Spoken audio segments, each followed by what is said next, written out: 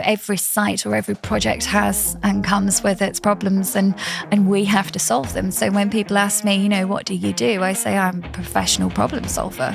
If you're an entrepreneur, it's not a job, it's a lifestyle. I get bored very easily. The only two things that have kept me occupied is my husband, who I met when I was 16 years old, and property. When, things are going right, you think, oh, this is it. And then something happens, you're like, this has changed the complete direction of where I thought I was going. Holding yourself accountable, not playing the victim mentality, very much taking action. The only way to point a finger if something goes wrong is yourself. Dylan, get her a chocolate bar, please. Yeah, throw me a Snicker. Before we kick this episode off, I want to let you know about our next show that will be taking place in Manchester on Wednesday, the 4th of September at Manchester City Stadium, the Etihad. Doors to the show will open from 10 a.m. to 3 p.m. We have 2 keynote stages, multiple exhibitors, and lots of opportunity for networking. Details to the show is in the description. Tickets are free. We hope to see you there.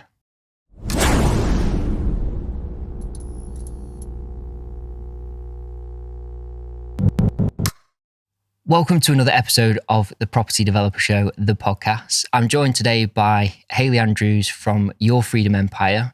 She has a list as long as my arm in terms of experiences, different strategies that she's used within property. She's a business investor, she's a non-exec, she's a property investor, she's a property trainer. The list goes on. So I'm really excited to get into this episode. Hayley, welcome to the show. Thanks for having me. No problem. So for the people that don't know, obviously, who Hayley is, and another thing, you're on the Property Elevator, the hit TV show. Can't forget that one. Small detail. Yeah. So we'll come on to that, hopefully. Yeah. But for those at home that don't know who Hayley is, how did you get into property? And obviously, how's your career progressed over the years, over the 2 decades that you've been in it? Jump straight into personal then. Yes, absolutely. So I actually started in property in 2002. So I was quite young when I got into property. I was a bit of a rebel at school, always entrepreneurial, always making money on the side, never really enjoyed school. So always kind of knew I'd need to be my own boss. I was very stubborn, still are, I guess, and couldn't really take control or take instruction from people or anything like that. I very much, my own mind knew it very well and wanted to be, who I wanted to be and do what I wanted to do. So I was intelligent. I guess I still am. I don't know. But I never really enjoyed school or anything like that. So I got the grades when I bothered to turn up. Half the time I was down the wall selling cigarettes for 25p a pot to other students, and just making money. That was who I was, a bit of a rebel. So I kind of knew that I was never going to stay anywhere. So I got the grades. I got a very good job. But I was in and out of jobs 6 months to 12 months and I was bored. I get bored very easily. The only 2 things that have kept me occupied and interested over my lifetime is my husband, who I met when I was 16 years old, and property. Everything else has come and gone within a year or so. And I'm qualified in so many different things, but because I love learning, but never really... I get bored very easily, but property has always kept me interested. But I'd love to give you an inspirational story. However, I really don't have one. The first property that I purchased was my home.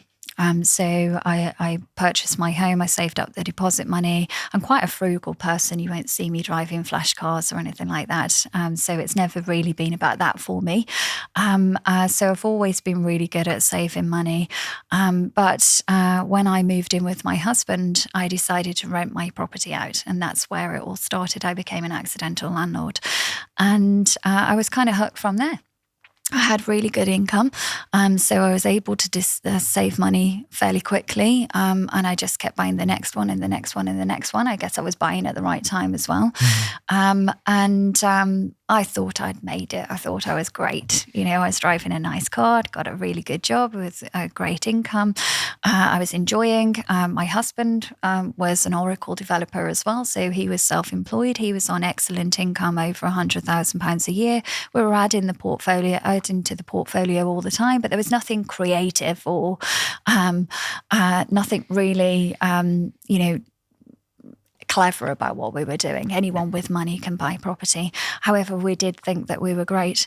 And the idea originally when I first started out was just to buy a portfolio of just standard buy-to-let, let out to families, and that we would pay the mortgages down over a period of 25 years and then retire on this, unencumbered portfolio and the income off that. So it was kind of my pension plan, because I knew I was never going to stay in a job and I was never going to. So it was like a backup plan for me. But then my husband got poorly. So he had a bleed on the brain, and he was fit, healthy, perfectly fine one day, and then the next day our whole life changed. He couldn't work, he wasn't insured, because of course we were so young, we just didn't expect it. Health wasn't something that we ever thought we would have to kind of deal with at that age, and we were both very healthy as well, so completely unexpected. And of course I couldn't work because I was taking care of him.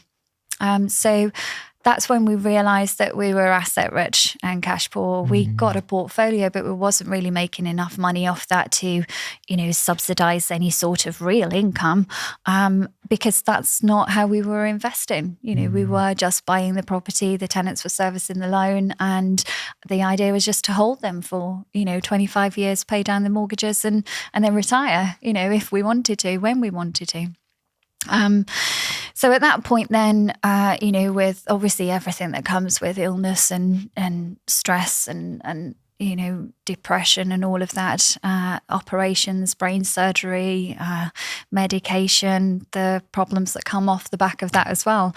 It was kind of a distraction, I guess. And also I could see people were making money out of property, but I wasn't. I owned this portfolio, but really without my job, I didn't have any income or very little. So that's when I read the likes of Rich Dad, Poor Dad, which I'm pretty sure 99% of any property investor or developer in the industry, regardless of where they are in the world, has read that book. And that's when it kind of clicked. I was like, okay, I'm not leveraging properly. I'm not utilizing other people's time, other people's money.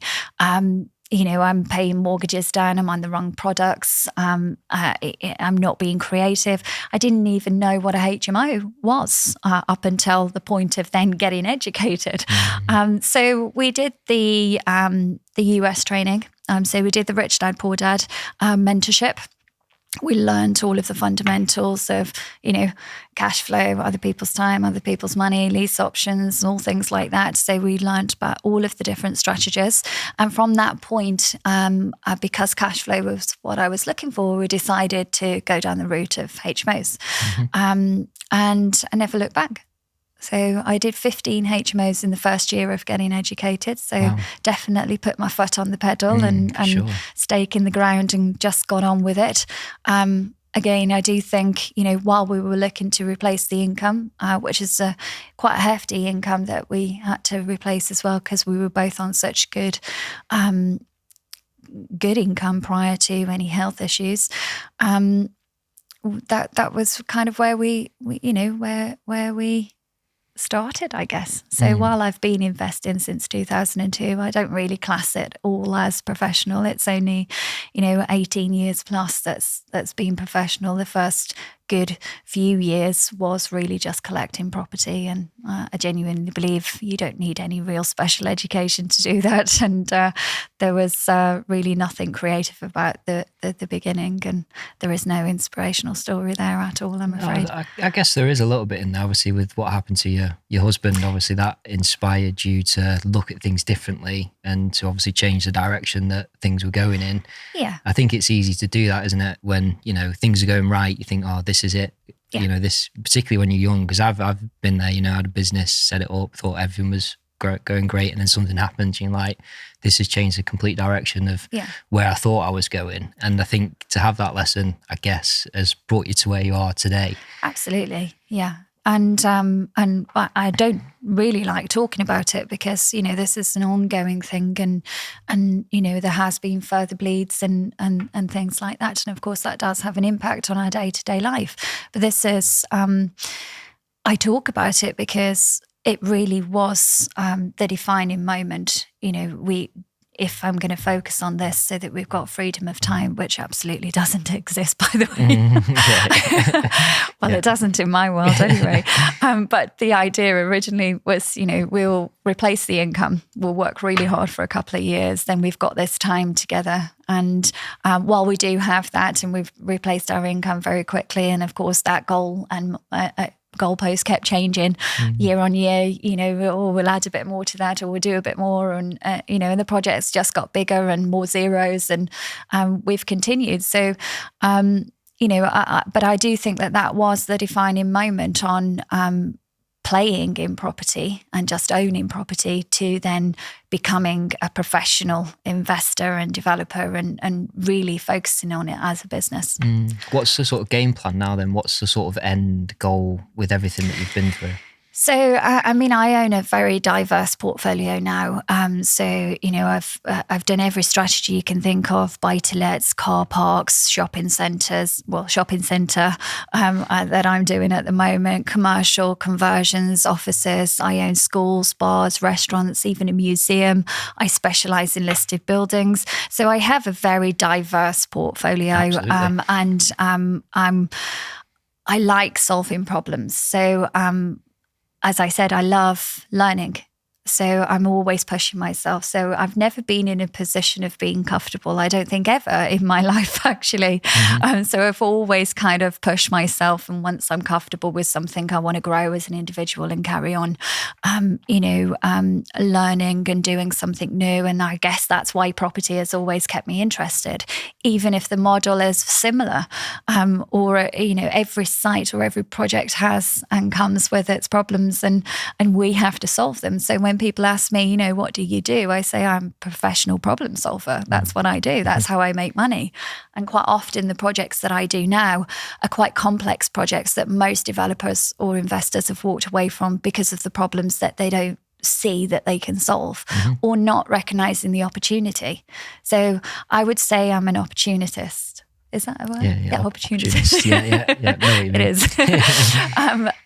So I very much look at everything as, this is a business. I'm here to make money. I have no, you know, no shame in saying that. I know that a lot of people, it's not very English, and a lot of people are not prepared to say that. But ultimately, it's a business, and we have to make money. So I do look at every opportunity as, how can I monetize this? What's the best process? What's the best strategy to apply? And I'm very good at that, recognizing the opportunity where most people actually would miss it, which is how I fall into the likes of listed buildings, museums, car parks, and things like that. Yeah.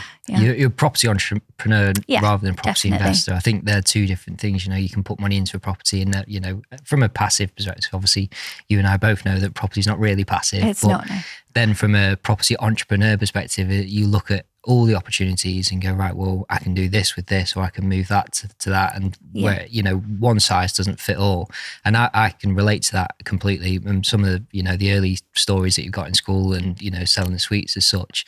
Do you think it's a bit of a curse though, to have that kind of entrepreneurial spirit? Because yes, in a way it's blessed you with what you've got today, but you know, when I ask that question, where's the end? There is no end. You know, do you think in the same breath it is a curse? I don't. I think it's a gift, and I think it's a special skill. I think you either have it or you don't. And while you can do something really well, if you don't have it, you'll never be the same. And I mean that with the greatest respect. So there's very few people that you meet that you kind of see this trait in. And as I said, anyone, you know, can set up a business and make it successful and get by. And but to grow and to keep wanting to push yourself and challenge yourself, it comes down to you as an individual. It's not always about money. It could be about the experience. And the reason there's no end is because it's not the money or the ego that drives us. It's actually the growing as an individual, becoming better, doing more, and improving everything as we move along and grow as an individual. And I think that's what pulls me forward. I could have stopped a long time ago if it was just about money. But I thoroughly enjoy and get a great deal of passion out of doing what I do. And it does challenge me, and it keeps me on my toes. And I'm constantly working on things that are different. And I am then growing as an individual. So the bigger the challenge, just the bigger the smile on my face, really. There's nothing more satisfying than looking at something where most people have walked away and finding an opportunity there that's been missed and making money out of that as well. What do you think the traits are that sort of gives you those skill sets? I think holding yourself accountable, not playing the victim mentality, very much taking action. And, the only way to point a finger if something goes wrong is yourself, even if that means someone's, screwed you over or this has happened here or there, it always comes back to you as an individual. So you will never find me pointing the finger and saying, I didn't do this because of. If I say that, it's because I didn't do it. And I'm very much the believer that you are in control of your own life and your own destiny. And if you're not where you want to be or doing what you want to do, the only person to point a finger at is yourself.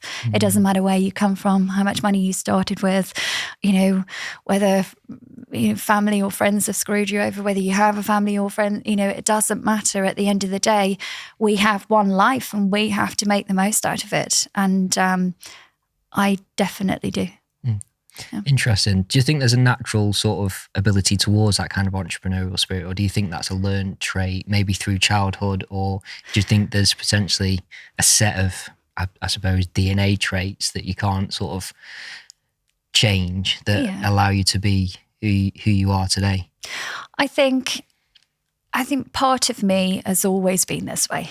So I don't know whether that's I was born with it or whether I'm just super stubborn, or even as a child, I'd set little tasks for myself. If I can do this, and this before that time, even if it was just washing the dishes up in a certain period, I was silly. I was always setting challenges, and I get a great deal of satisfaction out of completing them and saying good, to me. It's not for anyone else, it's for me. So I do think that I've always kind of had that about me. But I come from a council estate. I'm one of 7, single parent. My mom worked all hours, God send several jobs just to put food on the table. We never had anything, So it's not, I don't come from an entrepreneurial background. So I guess it's a trait that I've recognized in myself. I enjoy. It is about learning and pulling yourself forward, and I'm making money out of that as well. But it just comes down to personally challenging yourself. And I've always done that, even from a child. I'm very sporty, or was before I got old and injured. But I guess the discipline there as well helps.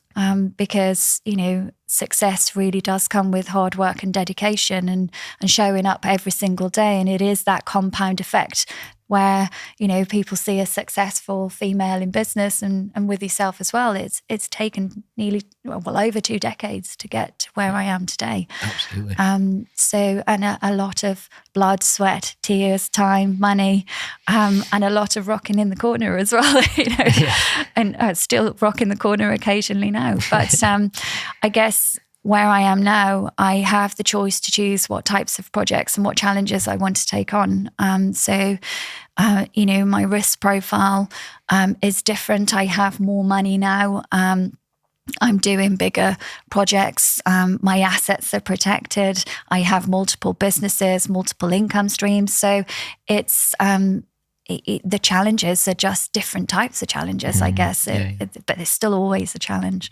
How do you find balancing everything that you've sort of got going on? Because obviously, operating a business or being on the board of a business, investing, having multiple deals on, what is it that you have in place to manage all of that yourself? So, as I said, I hold myself accountable. I'm super dedicated. I like lists, calendars. Everything is in my calendar, down to meditation, coffee time with myself, dropping my son off at school, picking him up. Everything is in my diary. I get up at 4:00 in the morning. I'm an early riser. I go to bed at 9:30. We all have 24 hours in a day. It's just how we use them and whether we use them productively.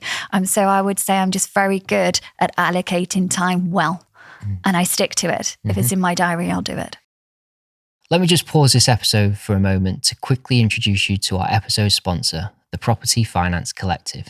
Transforming visions into reality requires not just a great idea, but the right financial support and the best possible team around you. Specialising in development finance, bridging finance, and commercial mortgages, the Property Finance Collective are there to help you navigate complex markets to secure the funding you need, as well as being part of your team that you can rely on. With a flair for creative deal structuring, they tailor solutions that fit precisely with your project's demands, ensuring speed, efficiency, and flexibility. They want to help you make the impossible possible.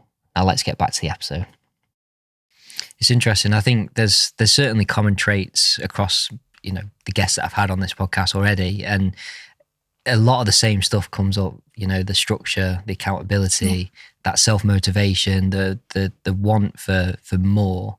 And it's interesting, particularly hopefully for listeners as well, to kind of hopefully listen to this and think, I'm like that, and find inspiration from those characteristics. And of course, not everyone's the same, and you're likely different to another guest that might have said a similar thing, but it's interesting to always hear the same sort of answers in a different way, but in the same questions, and it's amazing. So obviously everything else that you've sort of got going on, plus the property elevator, what through that sort of filming process, then what did you have in place then? If something goes wrong, is it the team that then deals with that, or are you then coming off set and going, blimey, right, I've got to answer all the emails? Yeah, I mean, ultimately, it all comes back to me. But I'm not the director or operational manager of some of the businesses. I've got people in place. I employ people now.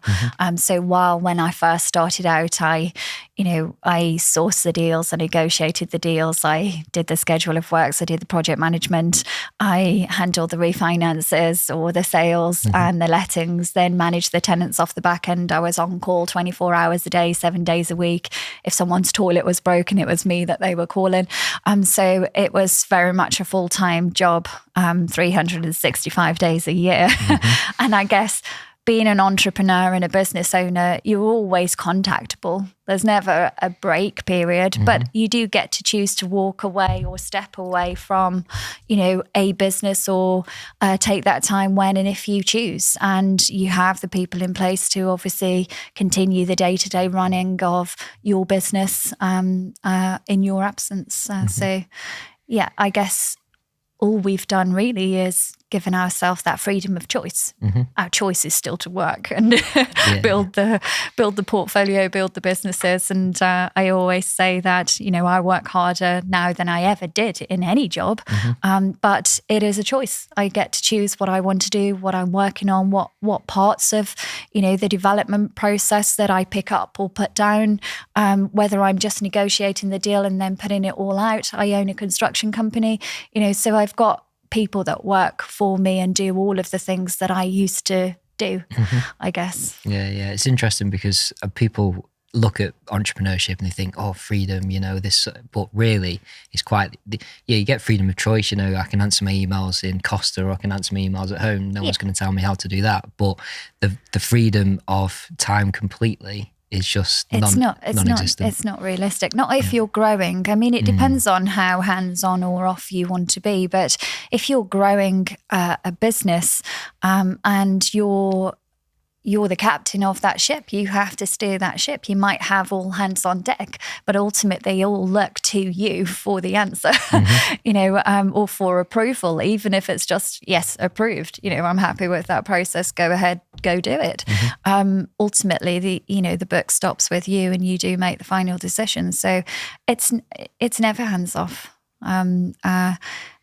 I wouldn't want it to be either. At the end of the day, if you're building a business, you want to know what's going on and you want to know the people that are running your business, even if you employ them or somebody else is a director or operational manager, you need to know what they're doing. And that requires, meetings and input from your teams so that you can make decisions on the way forward for that business, how to improve and grow. So no, I don't think I've had a holiday for the last, forever. I don't think, where I haven't actually been or taken a call or answered some emails and that. But like I said, it's not a job for me because I love doing it. And ultimately, if I'm not making that decision and then my business isn't growing or that person's waiting on me, it's not, it's, I am a workaholic. I do think. I think that again is a common trait. I think if you're an entrepreneur, it's not a job. It's a lifestyle. Yeah. It's a way of life. It's, there's no other way to sort of describe it. It's almost, to be fair, it's almost like if you're a footballer. Yeah. If you're Messi, Ronaldo, the only thing you're ever thinking of is playing football. Yeah. And if you're not playing, you're training. And if you're not training, you're thinking about it. Yeah. And it's the same. And the people that I sort of sit down sort of early on in their, I guess, careers, you want to say, I always say like, this is like a lifestyle. It's Monday to Sunday, 365 days a year. If you're not actually, sat at your laptop working, you're thinking about what can I do? How can I better myself? And I think you've got to embrace that if you want to be successful in business, particularly. Not everyone does that, but, and there are business owners out there that, do the Monday to Friday. But if you want to be an entrepreneur with multiple things going on, investing in property, businesses, everything like that, it has to be the way of life, which you've obviously conquered. Yeah, I think it does. And you have to enjoy it as well because, this business, as any other, is not easy.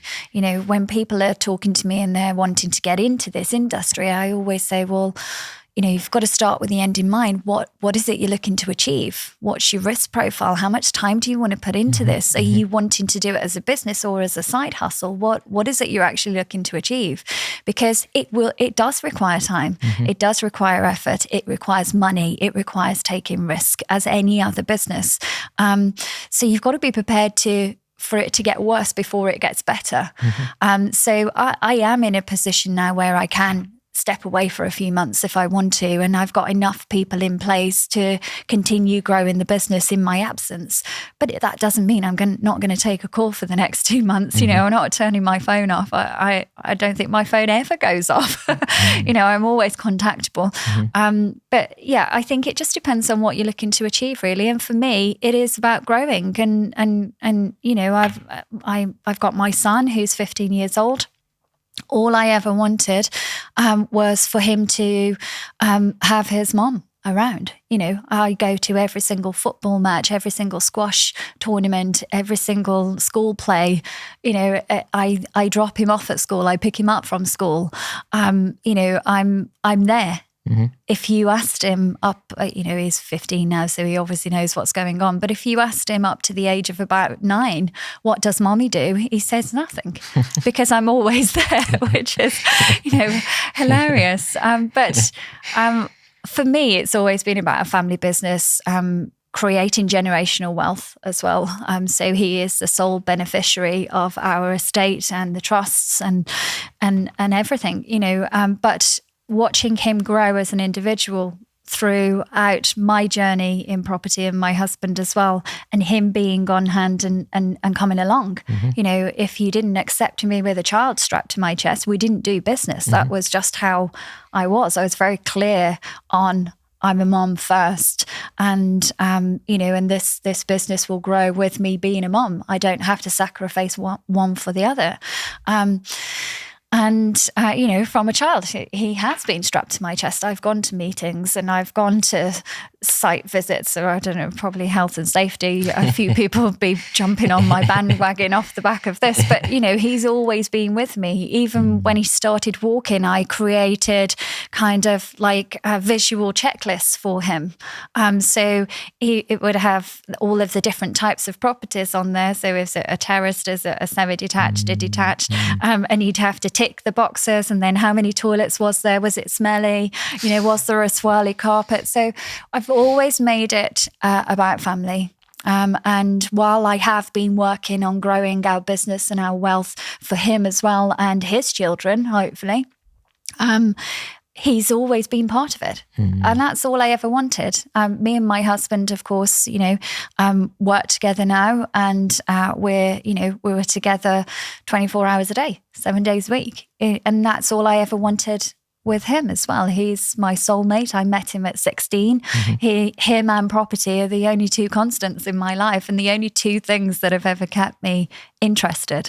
For me, that's what it was all about. But in terms of pushing myself, it's just about growing as an individual. The bigger the challenge, as I said, the bigger the smile on my face. And ultimately, 9 times out of 10, the more money you'll make. So to go from kind of I suppose where you were saying I was doing everything to then, I'm guessing, was it then your son came along and you were like, right, I need to leverage, or was that already in place before? Yeah, so or were you doing that as well as being a mother? No, I was still doing everything. And while I'd outsourced some, like such as the management and things like that, I was still negotiating the deals, doing the project management and things like that. So the actual physical side of it, creating the relationships and handling the teams. So I outsourced the property management side, which is the worst side of the industry. It's one of the reasons I love serviced accommodation and car parks, because you don't have tenants. I don't know whether I'm allowed to say that as a landlord, but it's absolutely true. But I outsourced that side of it because that was a full-time job. And because, in the beginning, I was self-managing my buy-to-let portfolio. It didn't really take up too much time, just single, a family unit in there or a single person. And I didn't really have to do much. But then obviously when we moved into HMOs, I grew the HMO portfolio quickly, your 4 to 6 beds, and then moved into your 21, your 22 and your bigger HMOs and cluster flats and all things like that.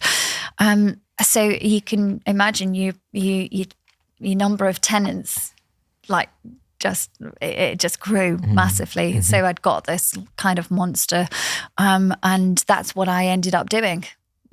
Wasting a lot of time, not really focusing on my strengths. So what I did was I outsourced that. Then I still did the negotiation. That's my favorite thing to do.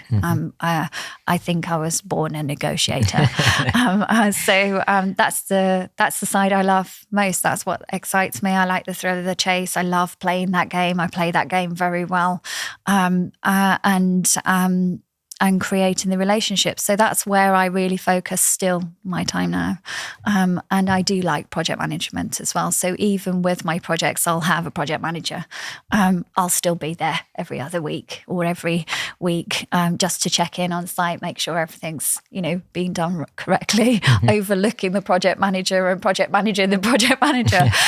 So I enjoy that side of it, but I always factor in obviously outsourcing it from an investment point of view. I make sure that the deal absorbs bringing all of these professionals in, but I'll still play a role within that. Amazing. I mean, the whole, I feel inspired today for you being on, and I don't know about the listeners, but I mean, your story is an inspiration for both men and women. I think to do what you've done, from humble beginnings to where you are today, I think it's amazing. And it's I always find it quite relieving that when you say certain stuff, I'm like, yeah, I do that, and I relate to that, and I think, okay, maybe I'm doing the right thing, which is amazing and great.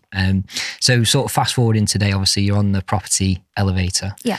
What because I think based on when this episode comes out, you're all 5 episodes will be available. Do you want to just give some pretext as to what's actually involved in the Property Elevator, and then where people can go and watch it as well?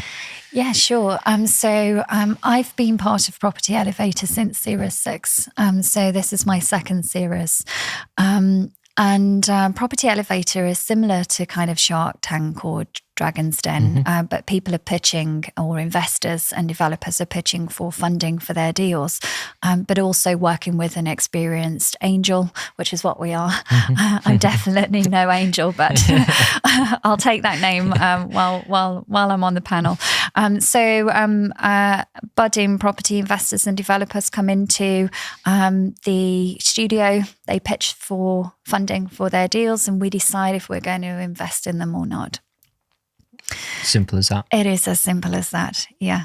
Nice. So second year for you. Yes. How are you sort of finding the whole pretext of the show?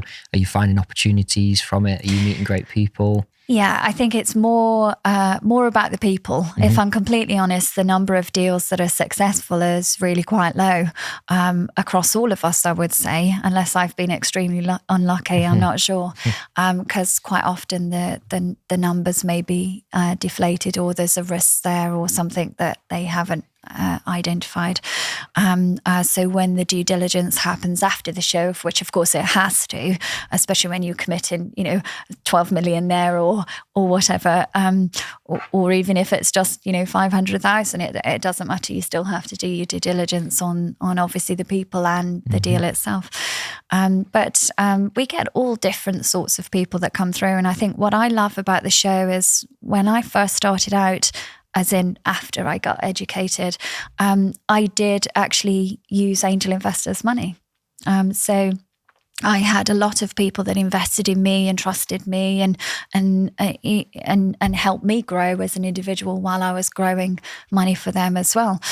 So it's really nice to be in that position and to not only help financially, and yes, I'm making money, but help financially, but also help guide them and mentor them as well and grow them as an individual. And then hopefully, and as I said, this is only my second season, but that becomes a long-term relationship where we can continue to do deals together.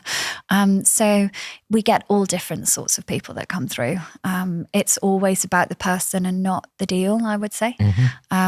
And I very much go off my gut instinct and quite often invest in the person rather than the deal itself. Yeah, it's amazing. And I know you keep mentioning about the making money scenario, but I think if you can create a two-way street, which is win-win, what property and what you're doing in particular is all about, it's a byproduct of the value that you provide for the person that's receiving that value. So I think it's important, with developers, we're in it to make money. We're not in it for charitable reasons. That's what the government do with social housing. So, and we plug into that and provide the much needed houses, the 4.3 million houses that we need in the UK. So it's obviously great to see. So any particular episode that sticks out in your mind, any juicy scenarios that happened on there?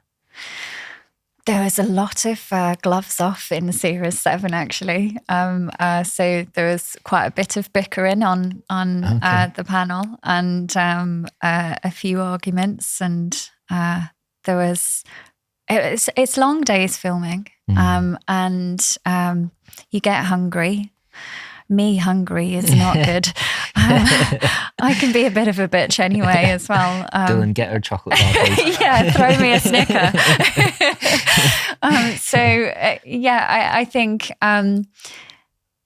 I think the thing that stuck out for me for Series 7 is we did actually film in the Dragon's Den studio. So the studio was fantastic. The team was fantastic. Some of the pictures were brilliant. I think the one that stood out for me, and I didn't invest in them, was... And I'm allowed to say that because it's already aired on TV, was a 14-year-old young lad. And he is definitely going to be one to watch. Sure. He had a project that he brought in with his dad. His dad was a builder or main contractor and got people that were working underneath him. And his pitch was fantastic. He was by far the best throughout all days of filming. His terminology, his understanding of numbers, just industry, talk was just really super impressive. And I definitely think we're going to see him winning some awards when, he's a little bit older. And he reminded me of my son, and just being around that and being interested and wanting to learn and grow and to even come on the show at 14 years old is amazing achievement. But to be the best, unbelievable. Absolutely. Yeah. So if people want to check that episode out, then where can they go to find it? So you can watch that. I don't know exactly which week it's on yet. So in terms of how the episodes have been broken down, I don't know how they'll choose because they don't run in order. Okay. So it will be either series 1 to 5 or one in between. Yeah. But you will be able to watch the replays on our YouTube channel, which is Property Elevator, or through our website, which is propertyelevator.tv. Amazing. We'll put obviously details in the description as well. And if people want to reach out to you directly or follow your journey, how can they go about doing that? So I'm on LinkedIn. So Hayley Andrews, just pick me up on there. My website and things like that are on there as well. I'm on Instagram quite a lot. I don't do Facebook too much. Definitely don't do TikTok. Although I have an account, but I haven't done TikTok yet. Maybe you could give me a few lessons on that. Not sure about that, but I haven't done the TikTok scene yet. But yes, I'm on all socials. Just reach out, see what I'm doing. I do quite often put quite a few stuff out on social media. So you'd be able to have a look at some of the projects I'm on. We have a female property networking group as well, and business. So we do site visits around my current projects and all things like that. So for any women that are out there, this is really just for the ladies. Sorry, guys. But they can hook into that. That's Hard Hats to Heels. Okay. And they can become part of that community as well, because we are about supporting women in the industry and really giving them a platform to build and grow their confidence. So good stuff. We'll put all the details in the description for that as well. So thank you very much for coming on today. You're welcome. So thank you very much for tuning in today. Hopefully you've had some value and inspiration from today's episode. I mean, Hayley's story is incredible and there's certainly a lot to unpick there. If you're listening on YouTube, please do subscribe and like. Obviously, it helps the platform, as well as Spotify and iTunes or any other platform. Please do leave a review. It certainly helps. We'll see you again soon. Take care. Goodbye.